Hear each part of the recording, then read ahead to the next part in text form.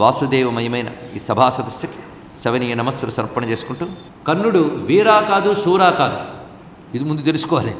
వీరా అయినా శూర అయినా అర్జునుడి కంటే కాదు. ఆయన వీరత్వం శూరత్వం ఎంతవరకు అంటే అర్జునుడు యుద్ధరంగంలో లేనంత వరకు. ఇది తెలుసుకోండి. ఇక్కడ మొత్తం మీరు భారతం చదవండి. ఏ ఏ ఘట్టాల్లో అర్జునుడు ప్రవేశిస్తాడో ఆ ఘట్టాల్లో కర్ణుడు నిలవలేకపోయాడు. కర్ణుడిని నమ్ముకున్న దుర్యోధనుడు కూడా ఆశాభంగం చెందాడు. కానీ ఆశ చావదు వీడు చచ్చే వరకు. ఆ పరిస్థితి ఏర్పడింది అక్కడ. ఇది పరిశీలించవలసిన అంశం. ఎందుకంటే కర్ణుడికి స్వతసిద్ధంగా శాపగ్రస్తుడు. అతని దివ్యాస్త్రములు ఏవి ఉన్నాయో పనిచేయవు అతని దగ్గర. అతనికి అస్త్ర సంపద ఉంది.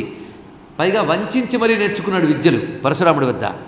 నిజమైనటువంటి శిష్యుడు గురువును వంచడు. పైగా అయ్యా నీకు నేను బ్రహ్మాస్త్రం ఇవ్వను అని ద్రోణాచార్యుడు చెప్తే, నువ్వు ఇవ్వకపోతే మరొకటి దగ్గరికి వెళ్తానని ఆయనతో భయంకరంగా మాట్లాడి వెళ్ళాడు. ఆయన పరశురాముడి దగ్గరికి వెళ్ళి తన వృత్తాంతాన్ని మరుగుపరిచి మరీ నేర్చుకున్నాడు విద్యని. అక్కడే వంచన ఉన్నది. ఆ తర్వాత 2-3 శాపాలు ఆయనకు ఉన్నాయి. తన అస్త్రములు శాపగ్రస్తములని తెలుసు అతనికి. ఇది గుర్తుపెట్టుకోండి. పరశురాముడు చెప్పించాడు. అదేవిధంగా ఒక విప్రశాపం వచ్చింది ఆయనకి. అస్త్రములు శాపగ్రస్తములని తెలిసి కూడా ఏ ధైర్యం చేసుకుని దుర్యోధనుడికి ఆయన హామీ ఇచ్చాడు. మాటి మాటికి యుద్ధాన్ని పురుకొల్పాడు. నేనున్నాను పర్వాలేదు పద పద అని మాటిమాటికి.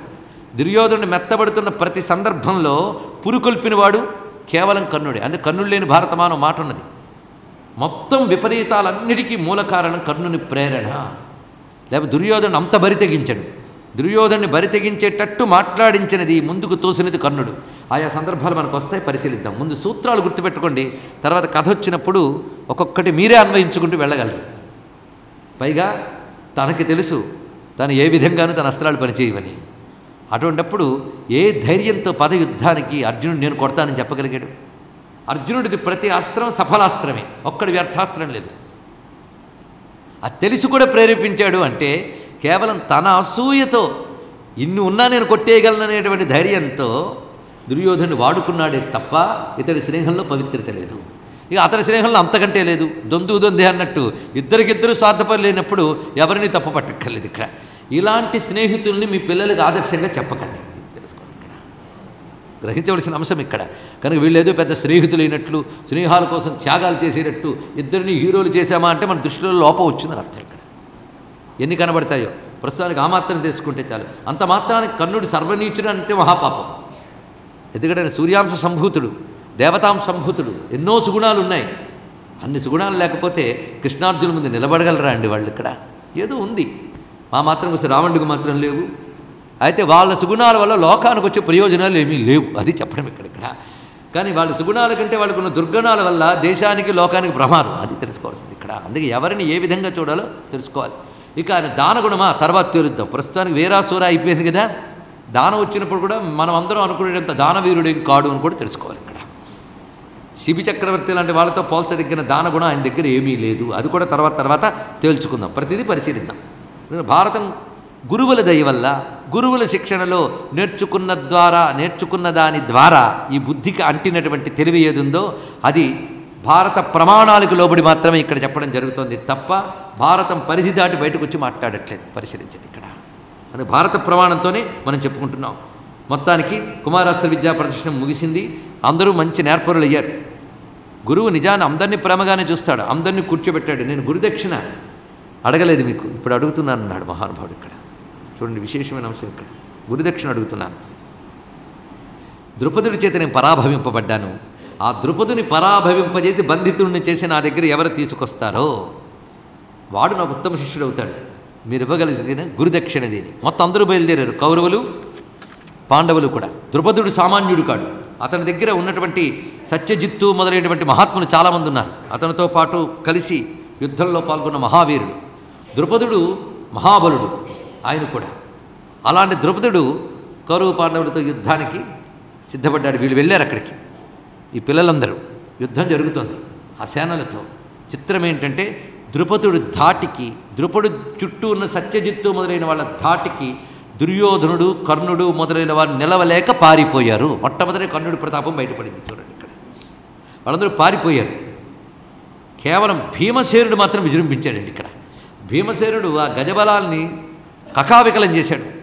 యుద్ధక్షేత్రంలో ఆయన తిరుగుతూ ఉంటే ఆ సైనికులు భయచకితులైపోయారు. ఇక్కడ ఆ తర్వాత మహాప్రతాపం చూపించి ఆ సత్యజిత్ అనబడేటువంటి వీరుణ్ణి పలాయనం చేయించి ద్రుపదుడిని అలవోకగా బంధించి అతని సైన్యాన్ని చెల్లాచెదరు చేస్తూ ఉంటే అప్పుడు మళ్ళీ భీమసేనుడు కూడా సైన్యాన్ని చెదరు చేస్తూ ఉంటే అప్పుడు అర్జునుడు అంటాడు, భీమసేన, ద్రుపదుడు మనకు బంధువర్గంలో వాడు, గురువుగారు గురుదక్షిణగా మనం ద్రుపదుని బంధించి తీసుకెళ్తాం అనుకున్నామే కానీ ఈ రాజ్యాన్ని సైన్యాన్ని మనం నాశనం చేయొద్దు, వాళ్ళని విడిచిపెట్టాడు. అర్జునుడు ఎంత జాగ్రత్తగా మాట్లాడుతాడో చూడండి ఇక్కడ. వెంటనే ద్రుపదిని బంధించి అర్జునుడు తీసుకొచ్చాడు.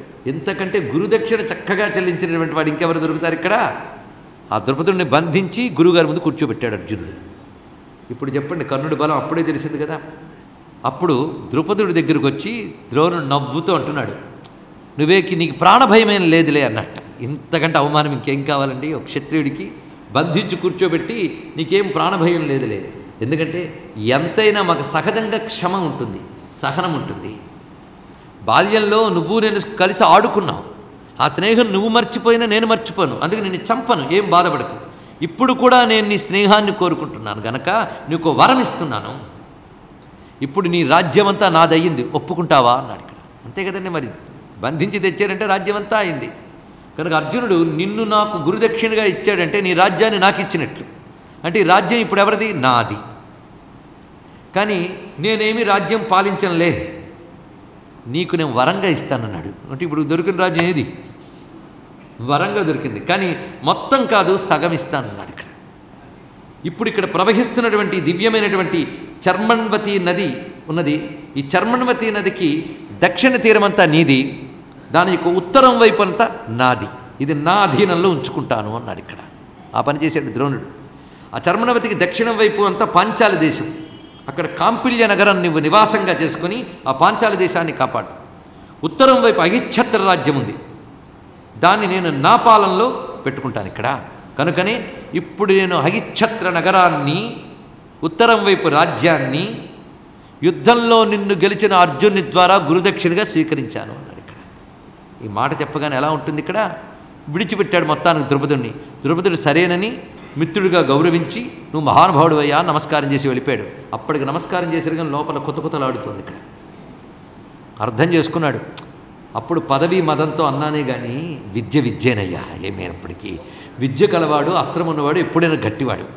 ఇప్పుడు లోకంలో ద్రోణుడిని దెబ్బ కొట్టగలిగేవాడు ఒకడు లేడు, అందులో సందేహం లేదు. ఇప్పుడు పుట్టిన వాళ్ళు ఎవ్వరికి అది వల్ల కాదు, ఇకపై కూడా మామూలు మనుష్య జన్మలు పొందిన వాళ్ళకి వల్ల కాదు గనక ద్రోణుడిని దెబ్బతీయడానికంటూ ప్రత్యేకమైనటువంటి ఉపాయం ఏదైనా ఆలోచించాలి. అది మంత్రమో, తంత్రమో, యంత్రమో, యాగమో, యజ్ఞమో చేసి ద్రోణుడిని దెబ్బతీసే వాళ్ళని పుట్టించాలి అనే సంకల్పంతో ద్రుపదుడు ఉన్నాడు. ఆయన అలా ఉండనివ్వండి. ఆ పుట్టేవాళ్ళు ఎవరో పుడతారు, అప్పుడు మనం పరిశీలిద్దాం. ఈ లోపల జరుగుతున్నది యుధిష్ఠిరునికి యవ్వరాజ్య అభిషేకం చేస్తున్నారు ఇక్కడ. యువరాజుగా యుధిష్ఠిరునికి, ధర్మరాజుకి అభిషేకం జరుగుతుందండి. పాపం ధృతరాష్ట్రుడికి ఇష్టం లేని పని, కానీ తప్పని పని.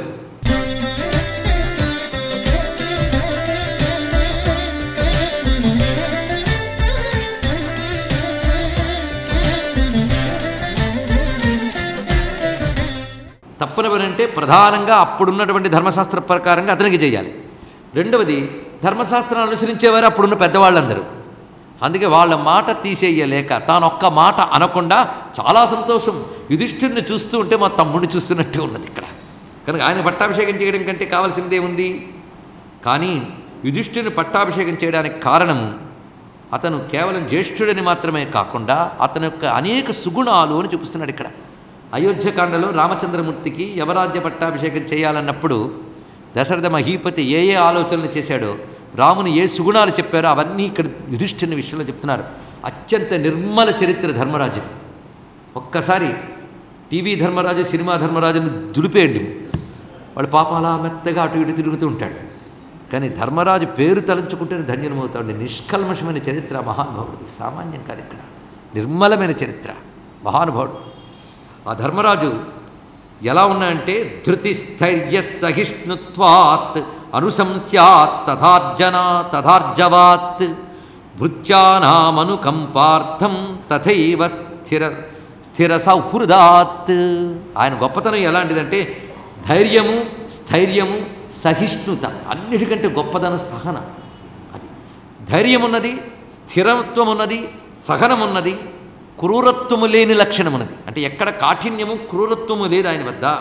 ఆర్జవము, ఆర్జవము అంటే మనసు మాట చేత మూడు ఒకలాగే ఉంటే దాన్ని ఆర్జవము అంటారు. దీనికి రుజత్వము అని. అది నిష్కపటం అనే లక్షణం. పైగా తన మీద ఆధారపడ్డ వారిపై ఎప్పుడూ ప్రేమ ఉంటుందిట. భృత్యానాం అనుకంపార్థం, ఇది చాలా విశేషమైన అంశం. అది ఉండాలండి నిజానికి అధికారంలో ఉన్న వాళ్ళు ఎవరికైనా. ఇది మేనేజ్మెంట్ స్కిల్స్లో అది ప్రధానం. కథలను అలా చూడొచ్చు. తన మీద ఆధారపడి తానిచ్చే ధనంతో బ్రతుకుతున్న వారిపై ఎప్పుడూ ప్రేమ ఉండాలి, వారి క్షేమాన్ని కోరుకుంటూ ఉండాలి. అంతేకాదు తదేవ స్థిర సౌహృదాత్, అందరి పట్ల సౌహృద భావమే. అజాతశత్రు అనే పేరు కదా ఆయనకి. ఎప్పుడైనా ఆలోచించారు అజాతశత్రు అని? 100 మంది శత్రువుల్ని పెట్టుకున్న ధర్మరాజును అజాతశత్రు అనొచ్చండి ఎవరైనా? ఆయనకు శత్రువు లేడండి అంటే 100 మంది పెద్ద శత్రువులు ఉన్నారు, ఇంకా ఉపశత్రువులు చాలామంది, వాళ్ళు ఫ్రెండ్స్.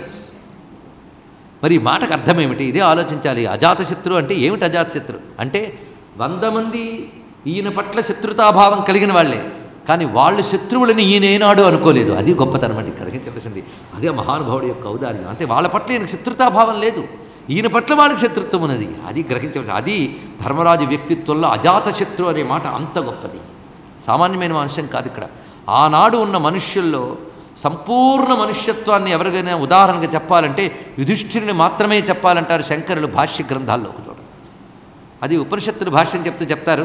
అది ఇప్పుడు ప్రస్తుతానికి అప్రస్తుతం కనుక నేను చెప్పట్లేదు, కానీ శంకర భగవత్పాదుల వారు కూడా ఆయన పేరును ఉటంకించారండి. యుధిష్ఠిరుడు ఎంతటి వాడో ఆలోచించారు. ఇక్కడ మహానుభావుడు అక్కడ.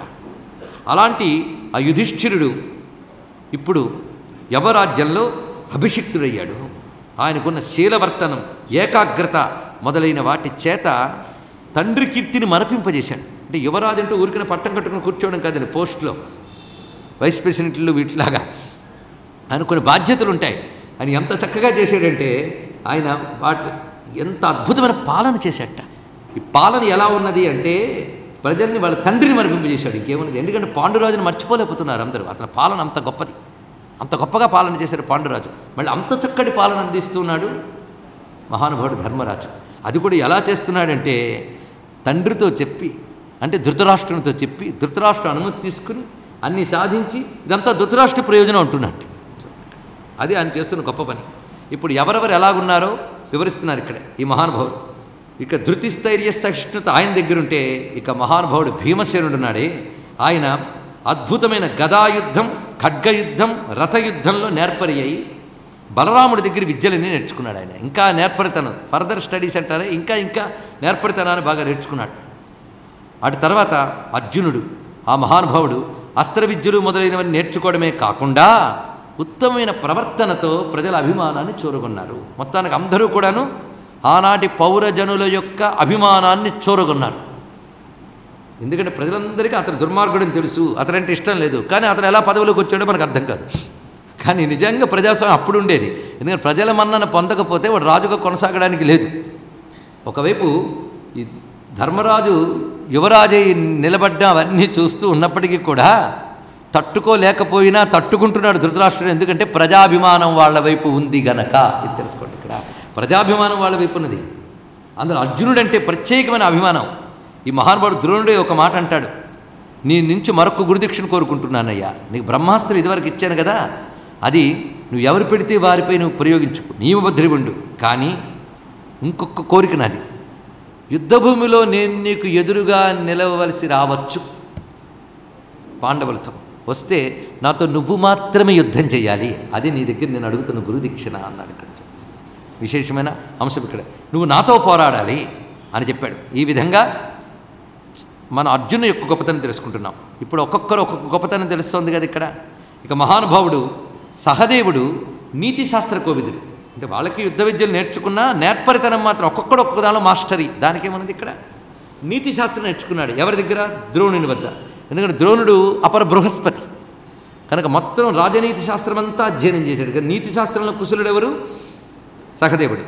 ఇక నకులుడు ఉన్నాడే, ఇతడు అస్త్రశస్త్ర విద్యల్లో నేర్పరియే ఒక చిత్రమైన యుద్ధ విద్యను ప్రాక్టీస్ చేశాడు. ఇతను ఆ చిత్రయుద్ధ విద్య వల్ల ఇతనికి అతిరథుడు అనేటువంటి స్థితి కూడా లభించింది. మొత్తానికి 5 విధాల గొప్పతనంతో అన్నగారికి లోబడి 4 ఉంటూ 5 ధర్మం అనే నీడలో మొత్తం రాజ్యానికి క్షేమంకరంగా ఉన్నారు. దానితో ప్రజలందరూ ఆనందిస్తున్నారు. ఎప్పుడైతే అన్నగారు యువరాజు అయ్యారో ఆ రాజ్యము ధర్మము నిలపవలసిన బాధ్యతలు అర్జునుడు మొదలైన వారు స్వీకరించి ఆ చుట్టూ ఉన్నటువంటి శత్రు రాజ్యాల వైపు వెళ్ళి ఆ శత్రువులను కూడా మిత్రుల్ని చేసి రాజ్య విస్తరణ చేయడం వైపు వెళ్ళాడు. ఏ విధంగా అయితే పాండురాజు చేశాడో ఆ విధంగా. ఒక విధంగా పాండు అన్న తెలిపే, అర్జున అన్న తెలిపే. ఇది ఆలోచించవలసిన అవసరం. ఎందుకు ఆ తెలుపో మనం నిన్ననే చెప్పుకున్నాం. శుక్ల కర్మల వల్ల వచ్చిన తెలుపుదనం. సాత్విక కర్మలు మాత్రమే ఆచరిస్తారు కనుక వాళ్ళకి ఆ పేర్లు వచ్చాయని ఇక్కడ. మొత్తానికి మహానుభావుడు పాండురాజు వలనే తన ప్రతాపాన్ని చూపించి అనేకమంది శత్రువుల్ని మిత్రులుగా చేశాడు. మిగిలిన కొద్దిపాటి శత్రురాజులను కూడా మిత్రులుగా చేశాడు. వాళ్ళు అనేక సంపదలు కానుకలుగా ఇచ్చారు. ఆ కానుకలన్నీ తీసుకువచ్చి అప్పచెప్పాడు అన్నగారికి. ఈ అన్నగారు ఏం చేశారంటే ఆ సంపదలన్నీ జాగ్రత్తగా తీసుకువెళ్ళి ధృతరాష్ట్రుడికి అప్పచెప్పాడు. అచ్చ మీ నాన్న ఇలాగే చేసేవాడయ్యా అన్నాడు ఇక్కడ. ఆ విధంగా రాజ్యపాలన జరుగుతోంది. ధృతరాష్ట్రుడి నీడలోనే వీళ్ళందరూ హాయిగా కలిసిమెలిసి ఉంటున్నారు. కలిసిమెలిసి ఉంటున్నాం అనుకుంటున్నారు పాండవులు. ఉత్సక్త పాండవా నిత్యం తేభ్యాసూయే ద్విజోత్తమ. చిత్రం ఏంటంటే రాను రాను వీళ్ళు వృద్ధి చెందుతూ ప్రజాభిమానం పొందుతూ ప్రతాపవంతులై విజయాలు సాధిస్తూ ఉంటే కేవలం తిని కూర్చోవడమే పనిగా పెట్టుకున్న దుర్యోధనుడికి అసూయ పెరిగిపోయింది. దుర్యోధనుడి కంటే ముందు అసూయ పెరిగింది ఇంకొక ఆయనకిట. ఎవరికి? ధృతరాష్ట్రుడు. బాగా భారతం వంట పట్టింది అందరికీ.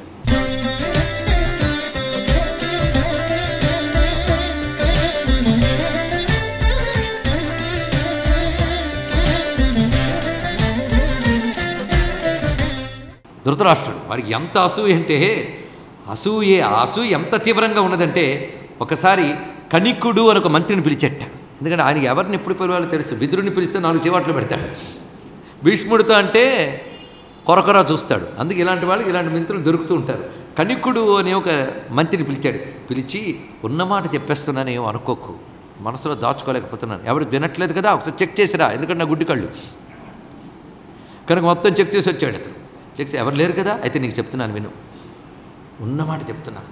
పాండవులు గొప్పవాళ్లే కావచ్చు కానీ వాళ్ళ వృద్ధి రోజు రోజుకి జరుగుతుంది. కీర్తి వృద్ధి చెందుతోంది, సంపద వృద్ధి చెందుతుంది, బలము వృద్ధి చెందుతుంది. నాకు అసూయ వృద్ధి చెందుతుంది అన్నాడు ఇక్కడ. వాడితో పాటు అసూయ పెరిగిపోతుంది. కాబట్టి ఏ విధంగా వాళ్ళని ఇక్కడి నుంచి తప్పించి నేను నా పిల్లలు ప్రధానం కావాలో ఉపాయాలు కొంచెం చెప్తావా అని చెప్పాడు ఇక్కడ. అంటే వాడి పేరు కణికుడు. ఈ కణికుడు కూటనీతి అని చెప్తున్నాడు ఇక్కడ. ఇదొక అధ్యాయం అండి. భారతాన్ని మీరు కథ ఒక్కటి పక్కకు పెట్టేసి జ్ఞానం తెలుసుకుందామని కానీ కూర్చుంటే భారతంలోంచి రాజనీతి, యుద్ధనీతి, దండనీతి, ఆఖరికి ఆర్థిక శాస్త్రం, కామశాస్త్రం, ధర్మశాస్త్రం, మోక్షశాస్త్రం అన్నీ వస్తాయి. ఇది గుర్తుపెట్టుకోండి. ఇక్కడ సర్వశాస్త్రములనదు అతిశయోక్తి కాదు. ఇక్కడ విదురునీతి ఇక్కడ స్టడీ చేయండి. పిల్లలకి మేనేజ్మెంట్ కోర్స్ అంతా అక్కడ ఉన్నది. కూటనీతి అని ఒక నీతి ఉంది. ఇది నిజానికి అలాంటి సమయాల్లో ప్రయోగించాలి. ఇది కూడా గొప్ప నీతే. కానీ దేశక్షోభ కలిగించే దుర్మార్గుడైన వాడు అక్కడ ఉంటే వాడిని కొట్టగలిగే బలం వీళ్ళకి లేకపోతే అప్పుడు కూటనీతితో కొట్టాలి. కానీ కూటనీతి కూడా గొప్పదే. ఈ కణికుడు చెప్పిన కూటనీతి వంచనతో ఎలా దెబ్బతీయాలి అనే నీతి. అయితే ఆ నీతి ఏమిటో చెప్తారని పుస్తకాలు రెడీగా పెట్టుకోవద్దు, చెప్పను. ఎందుకంటే కథ మీద ఉంది. ఈ అధ్యాయం చాలా పెద్దది కూటనీతి. ఎందుకంటే ఎందుకు చెప్పారు కదా, బలవంతుడు దుర్మార్గుడు అయినప్పుడు లేదా దుర్మార్గుడు బలవంతుడైనప్పుడు వాడిని కొట్టడానికి సన్మార్గుడికి తగిన బలం లేనప్పుడు కూటనీతి ఉపయోగించి లోకక్షేమం కోసం దెబ్బతీయాలి.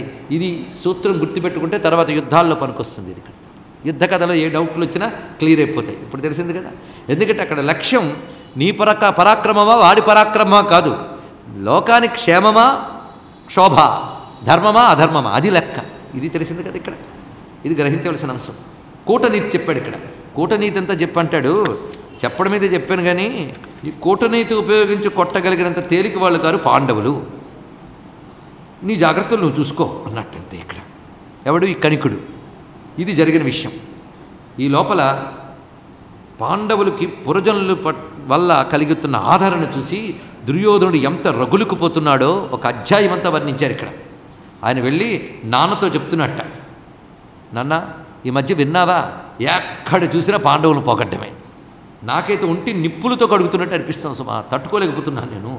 ప్రతివాళ్ళు అటువైపు రాజులు వాళ్ళని పొగుడుతున్నారు, పురజనులు ఎక్కడికి వెళ్ళినా వాళ్ళని పొగడ్డమే. యుధిష్ఠుడు ఎంత గొప్పవాడు, భీమసేనుడు ఎంత గొప్పవాడు, అర్జునుడు ఎంత గొప్పవాడు, నకుల సహదేవులు ఎంత గొప్పవాడు, ఇవే మాటలు సభల్లో సమావేశాల్లో ఎక్కడికి వెళ్ళినా అదే తట్టుకోలేకపోతున్నారు సుమా. ఆఖరికి వీధుల్లోకి వెళ్ళినా వాళ్ళ గురించే కనబడుతుంది.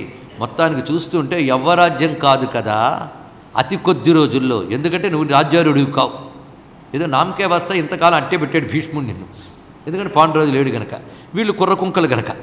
ఇప్పుడు యవరాజ్యం అయిపోయింది, పేరు కూడా వచ్చేసింది బాగా. ఇంకా రేపో మాపో అతడు రాజు అయిపోతాడు. ఇంకా నీ పని వెనక్కే, నా పని వెనక్కే. మళ్ళీ వాడు కోడు పుడతాడు, వాడు తర్వాత రాజు అవుతాడు. ఇంకా నేను నా తర్వాత వాళ్ళందరూ రాజులు కారు, వాళ్ళ మోచేతి నీళ్ళు తాగుతూ బతకాల్సిన పరిస్థితి ఏర్పడుతున్నది. అవునా లేదో ఆలోచించు.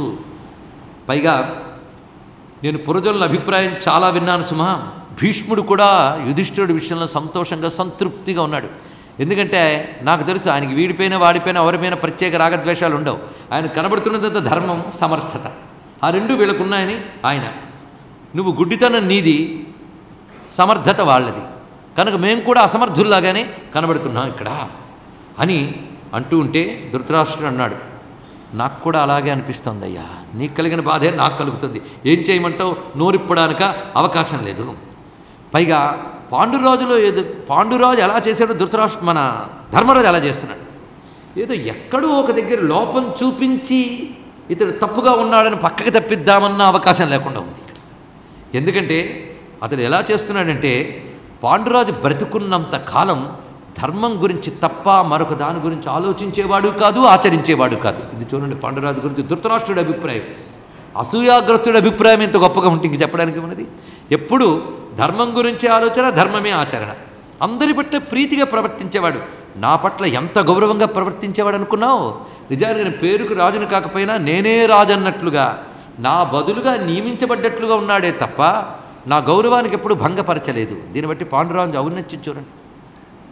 అంతేకాదు ప్రతిరోజు ఒక వ్రతం పెట్టుకున్నట్లు ఆ సాయంత్రం అవగానే అన్నా నీతో మాట్లాడాలి అని ఆ రోజు చేసిన రాజ్యకలాపాలు ఏమిటి, రేపు చెయ్యబోయే రాజ్యకార్యాలు ఏమిటో నాకు నివేదించేవాడు. నాకు చెప్పేం ప్రయోజనం, చెప్పవలసిన అవసరం లేదు, అయినా చెప్పేవాడు సుమా. అలా ఉండేవాడు ఆయన.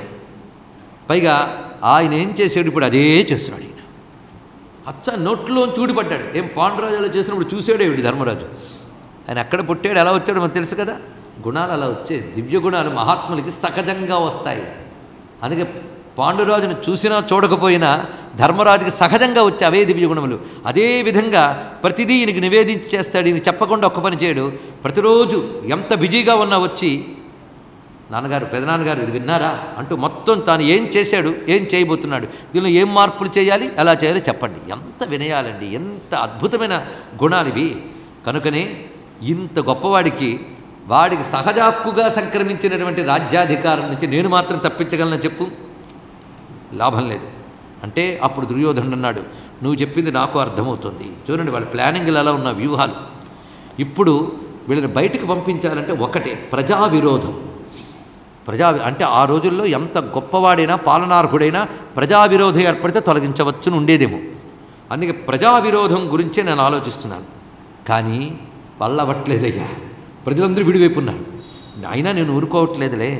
ఆ కొందరు ప్రజాప్రతినిధుల్ని ధనాలతో సత్కారాలతో కొనేయడానికి నా ప్రయత్నం నేను చేస్తున్నాను అన్నాడు. నేను కలిపురుషుడు కదా, డబ్బుతో కొనడం అప్పుడే తెలుసు అనమాట కలిపురుషుడు. ఇప్పుడు యుగం కనుక మనం చూస్తున్నాం, అప్పుడు వాడు ఒక్కడు కలియాంశతో ఉన్నాడు కనుక వాడి పని అది. ఇక్కడ నేను కొంతమందిని మన వాళ్ళని చేసుకుని వాళ్ళని బలంగా తయారు చేసుకునే ప్రయత్నం చేస్తున్నాను. కానీ నీకు ఒక్కటి కోరుకుంటున్నాను, ఎలాగోలాగ ఈ పాండవులు హస్తిన నుంచి బయటకు వెళ్ళి పెట్టి చెయ్యి ప్లానింగ్.